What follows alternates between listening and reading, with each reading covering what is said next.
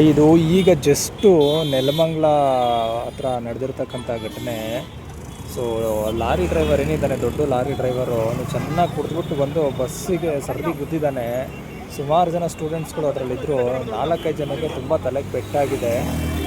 So ಈ ಕುಡಿದ್ಬಿಟ್ಟು ಗಾಡಿ ಓಡಿಸೋಂಥ ಇಂಥ ದೊಡ್ಡ ಗಾಡಿಯ ಯಾರು ಡ್ರೈವರ್ಸ್ ಇದ್ದಾರೆ ಅವ್ರ ಲೈಸೆನ್ಸನ್ನು ಕ್ಯಾನ್ಸಲ್ ಮಾಡಬೇಕು. ಮತ್ತು ಈ ರೀತಿ ಘಟನೆಗಳಿಂದ ಅಚಾನಕ್ಕಾಗಿ ಏನು ಬೇಕಾದರೂ ಸಂಭವಿಸ್ಬೋದು. ಸ್ವಲ್ಪ ಸ್ಪೀಡಾಗಿ ಹೊಡೆದಿದ್ದ ಅಂದರೆ ಬಸ್ಸಲ್ಲಿರ್ತಕ್ಕಂಥ ಎಲ್ಲರೂ ಕೂಡ ಸಾವಿಗೆ ಶರಣಾಗ್ತಾಯಿದ್ರು.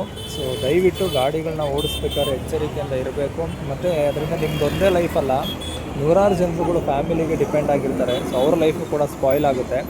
ಸೊ ದಯವಿಟ್ಟು ಯಾರೇ ಆಗಲಿ ಕುಡಿದು ಗಾಡಿಯನ್ನು ಓಡ್ಸೋಕ್ಕೆ ಹೋಗ್ಬೇಡಿ.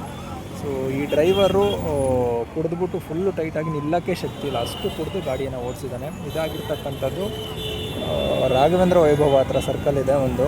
ಸೊ ಆ ಸರ್ಕಲ್ನಲ್ಲಿ ಆಗಿರ್ತಕ್ಕಂಥದ್ದು. ಸರ್ಕಲ್ಗಳಲ್ಲಿ ಗಾಡಿ ಓಡಿಸ್ಬೇಕಾದ್ರೆ ಎಚ್ಚರಿಕೆ.